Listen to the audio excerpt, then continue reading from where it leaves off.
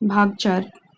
कुछ ही समय के बाद मोहल्ला फिर मामूल पर आ गया, जैसे वहां कुछ हुआ ही नहीं था। मर्द अपने अपने कामकाज के लिए बाहर जा रहे थे। बच्चे गली में ठीकरियों से खेलते हुए धम्मा चौकड़ी मचा रहे थे, लेकिन औरतों में अभी गहमा गहमी बाकी थी। वे गली में खड़ी सुबह की घटना पर टिप्पणी करती हुई कभी आपस में झगड़ पड़ती और कभी खुसर-फुसर करने लगती। काली की समझ में नहीं आ रहा था कि चौधरी हरनाम सिंह ने जीतू को क्यों मारा। उसने चौधरियों से स्वयं भी लड़कपन में कई बार मार खाई थी और वह हर बार उसे मामूली बात समझकर भूल जाता था।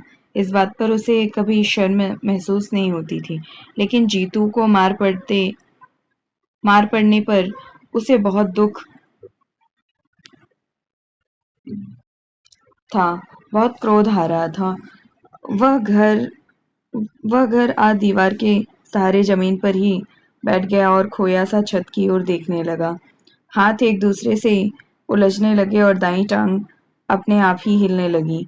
चाची ने उसे इस तरह बैठे देखा तो प्यार से झिड़कती हुई बोली, पुत्र ऐसे क्यों बैठा है, खाट ले ले। काली ने कोई उत्तर नहीं दिया, तो चाची उसे ध्यान से देख समझाती हुई बोली, इस तरह टांग नहीं हिलाते, नहस होती है। काली को काली की टांग हिलानी बंद हो गई, लेकिन उसने चाची को उत्तर नहीं दिया। चाची फिर बोली, जीतू की माँ निहाली बहुत दुखी है। मुझे उस पर बहुत तरस आता है। छोटी उम्र में ही उसकी माँ मर गई थी। संबंधियों की झिड़कियां खाकर होशियार हुई। ब्याह का चूड़ा भी मैला भी ना हो पाया था कि रणापा देखना पड़ा। आज तक जीतू को देख देख जीती रही है।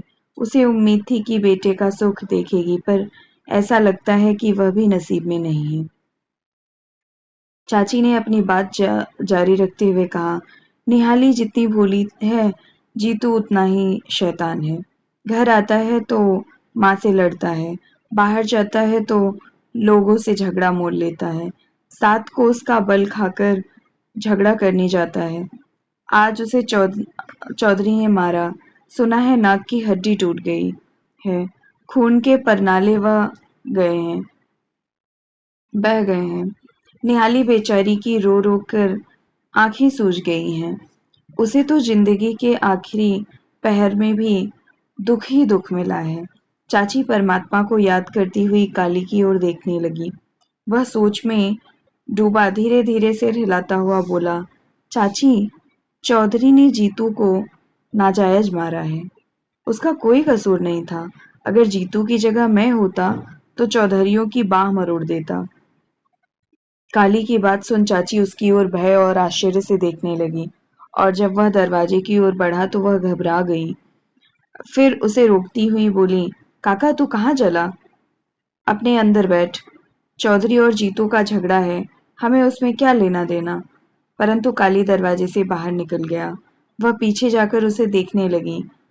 जब वह जीतू के घर की ओर मुड़ गया तो वह सोचने लगी कि उसके पीछे जाए, लेकिन इस ख्याल से रुक गई कि घर सोना रह गया तो प्रीतों के बच्चे कोई ना कोई चीज उठा लेंगे। काली तेज कदम उठाता हुआ चौगान में चला गया। वहां अब कोई नहीं था, केवल बछड़े और बछियां बंधी थी, जो चौधरियों की कृपालता और उदारता के रूप में इनके पास पहुंची हैं। ने अपने आप को काली ने अपने आप को मच्छर मक्खी से बचाने के लिए बार बार पांव पटक नहीं वो जानवर अपने आप को मच्छर मक्खी से बचाने के लिए बार बार पांव पटक रही थी और पूंछों को पंख की तरह इधर उधर हिला रही थी। जब जीतू के घर के सामने पहुंचा तो 2 औरतें दरवाजे से बाहर निकल रही थीं।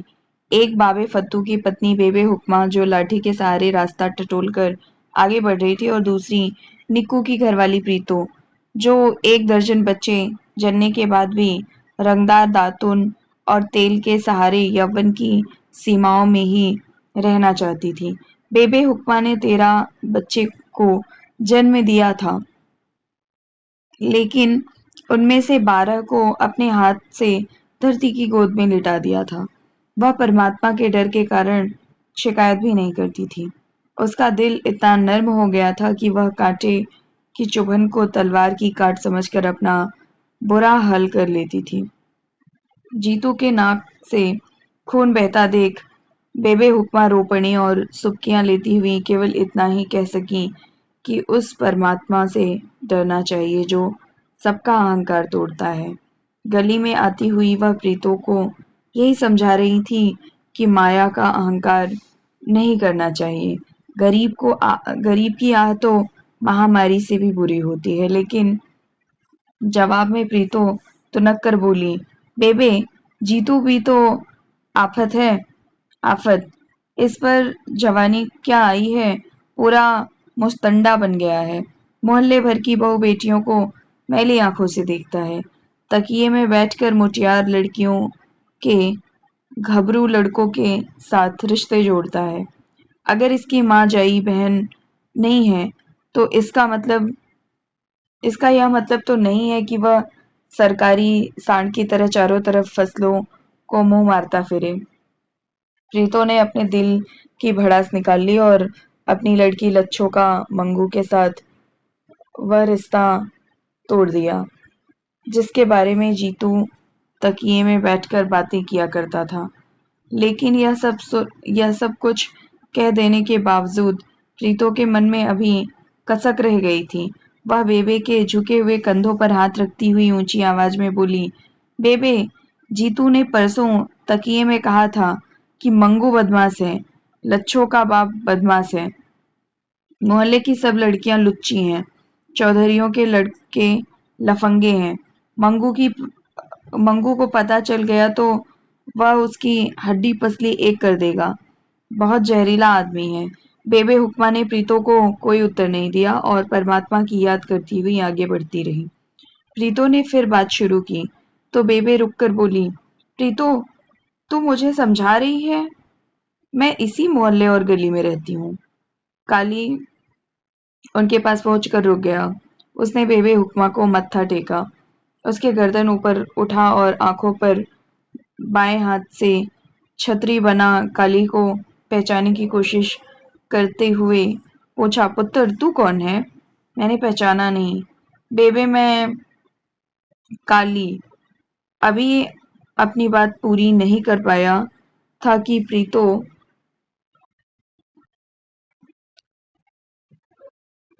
बोल उठी, बेबे काली है, भाभी प्रतापी का भतीजा, जो परदेश चला गया था, आज ही आया है। अच्छा अच्छा पुत्र, जुग जुग जियो। काली को आशीर्वाद देती हुई बेबे फिर बोली, पुत्र, मुझे नजर नहीं आता, जिधर देखती हूँ छाया नजर आती है। अब प्रतापी को सुख देना, तेरे सिवा उसका कौन है?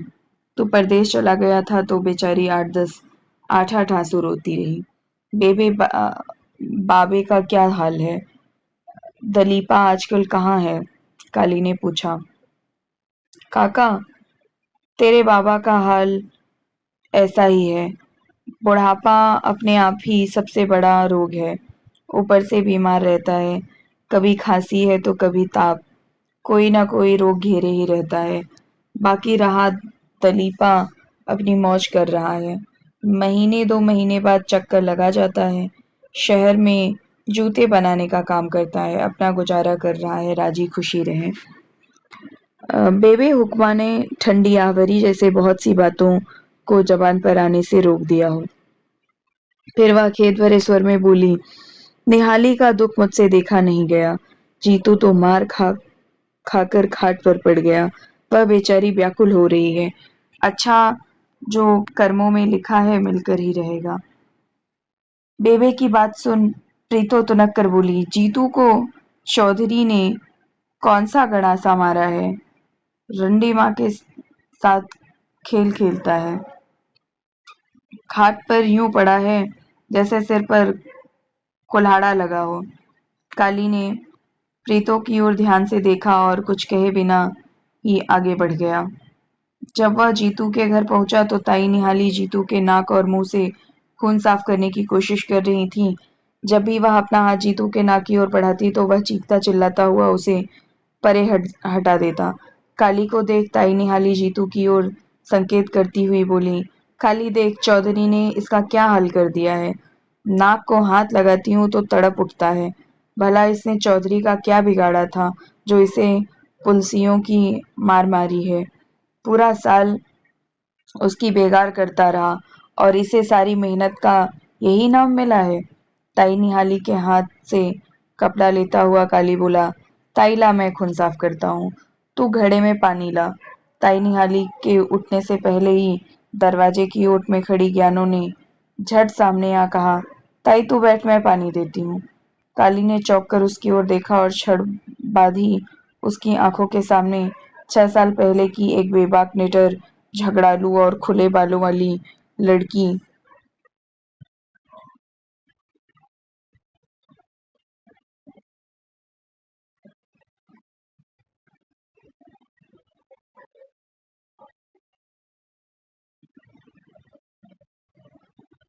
खुले बालों वाली लड़की घूम गई, जो सारा दिन छोटी उम्र की बछेरी की तरह गलियों में घूमती फिरती थी। कहीं गमी हो या शादी, झगड़ा हो या फिसाद, वह सारा दिन वही मंडराती रहती थी।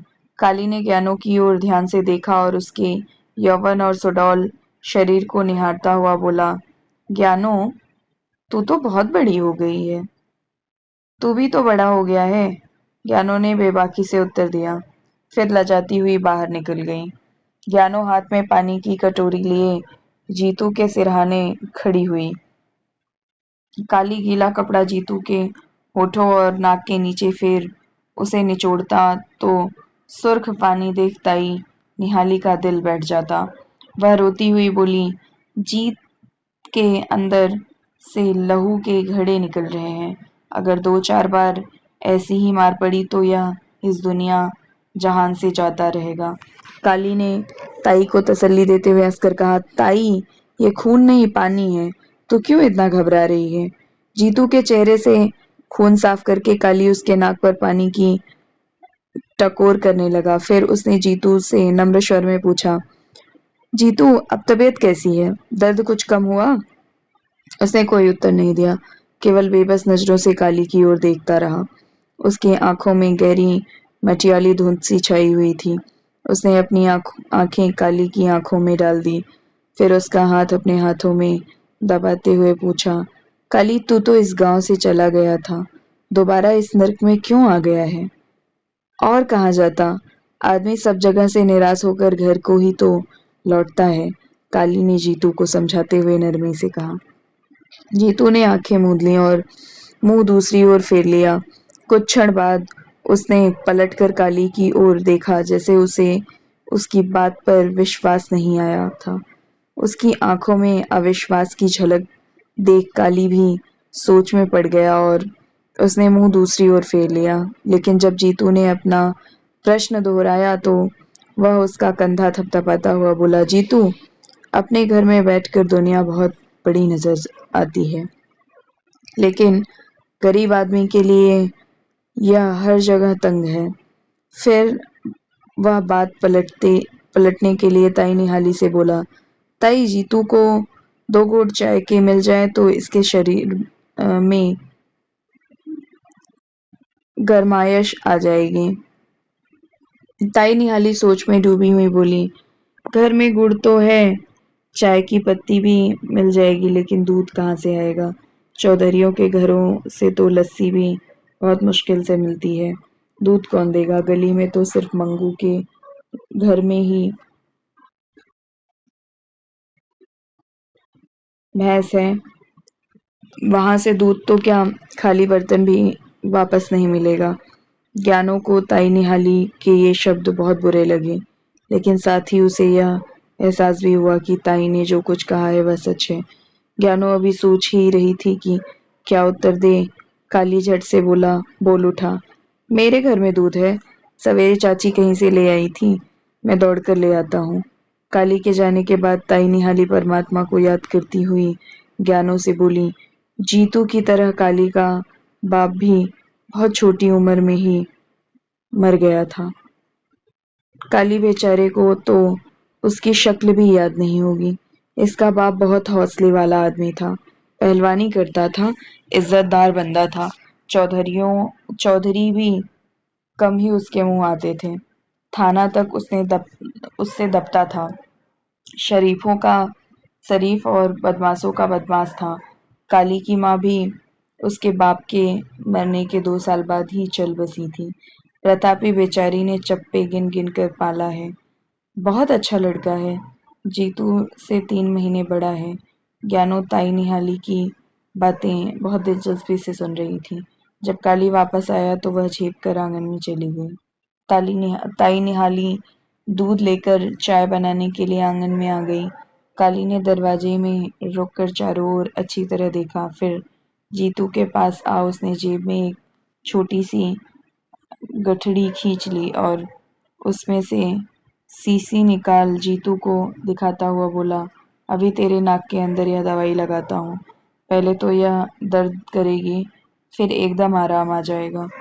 काली ने कपड़े का एक टुकड़ा शीशी में भिगो कुछ बूंदें जीतू के नाक में टपका दी।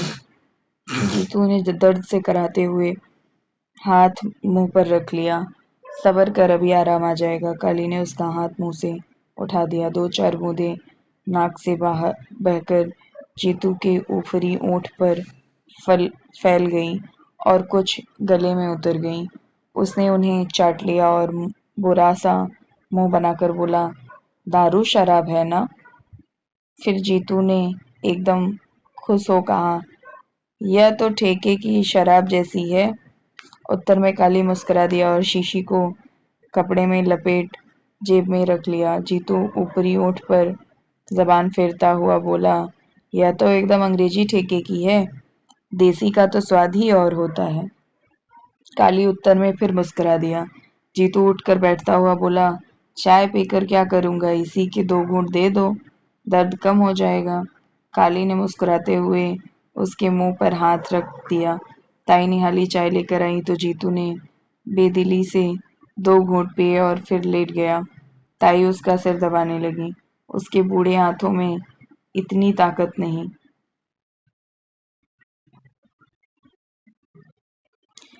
थी कि जीतू को राहत पहुंचा सके।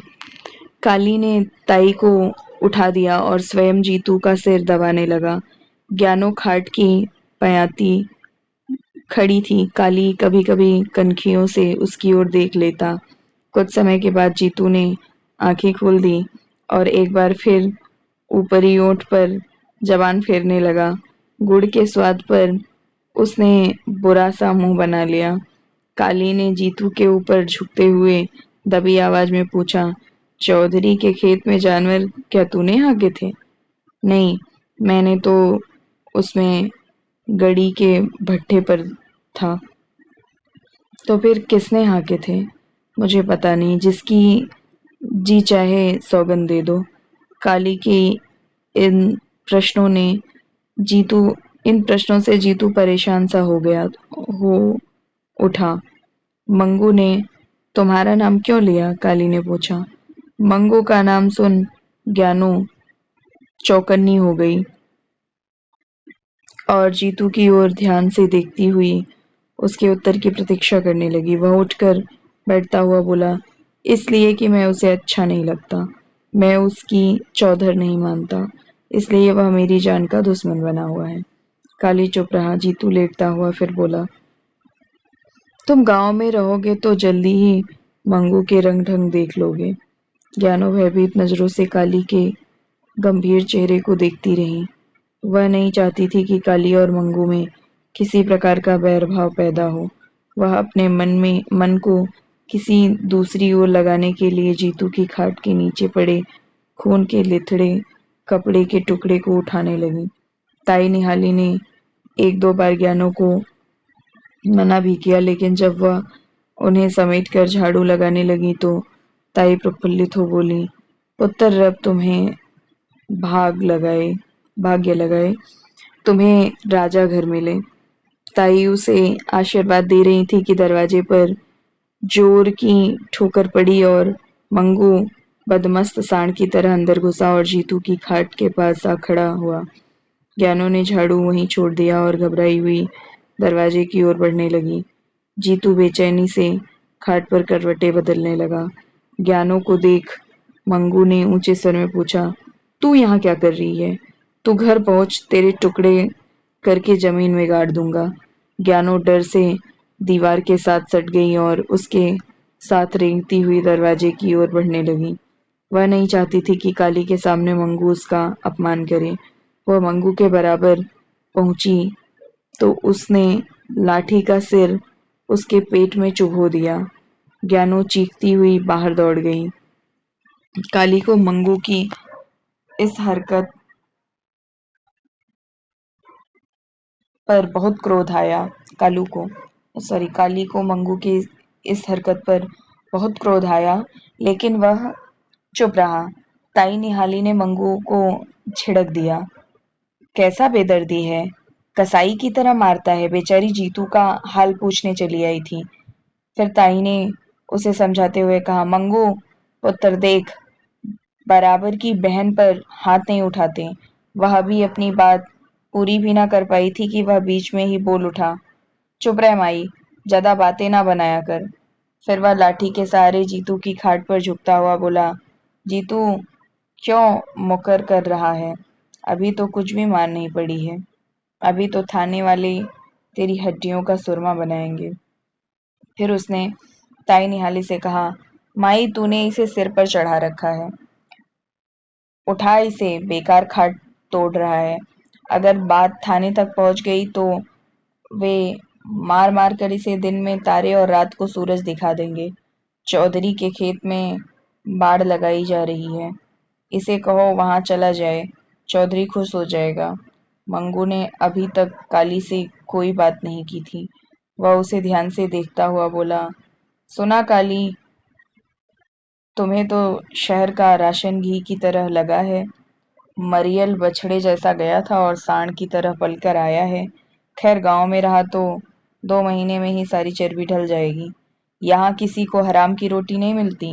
अगर यहाँ सब हलाल की रोटी खाते हैं तो मैं भी वही खाऊंगा, कह काली हंस दिया। कुछ समय तक मंगू खामोशी से कमरे में इधर-उधर झांकता रहा। जब उसकी नजरें चाय के खाली गिलास पर पड़ी तो उसने जीतू की ओर यूं देखा जैसे उसकी कोई चोरी पकड़ ली हो। वह आंखें नचाता हुआ धमकी भरे लहजे में बोला, पराये माल पर ऐश कर रहे हो आजकल? चाय पीते हो? दूध वरान दे गई है होगी। मैं भी सोचता था कि भैंस रोज तो बट्टी दूध देती है, लेकिन दधोना फिर भी खाली ही रहता है।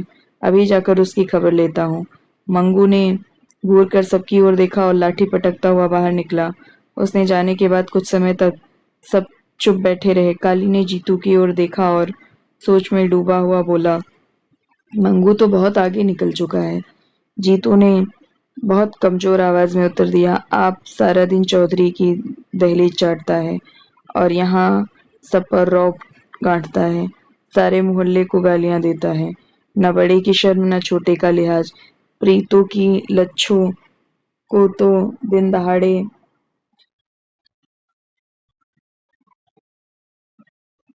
गली में घेर लेता है। यह सुन ताई निहाली जीतू के सामने हाथ जोड़ती हुई बोली, पुत्र तू चुप रह। मंगू जाने, लच्छों के माँ बाप जाने, तुझे क्या लेना है? तेरे नाक से तो अभी तक सवेरे की मार का खून बंद नहीं हुआ है। कुछ समय के बाद काली उठकर गली में आ गया। जब वह मंगू के घर के सामने पहुंचा तो अंदर से ज्ञानों की चीखों और मंगू की गालियों की मिली-जुली आवाजें आ रही थीं। काली कुछ क्षण के लिए दरवाजे के सामने ठिठक गया, लेकिन चीखें और गालियां सुनकर उसके मन प्राण कांपने लगे और वह उनसे पीछा छुड़ाने के लिए तेज-तेज कदम उठाता हुआ अपने घर आ गया।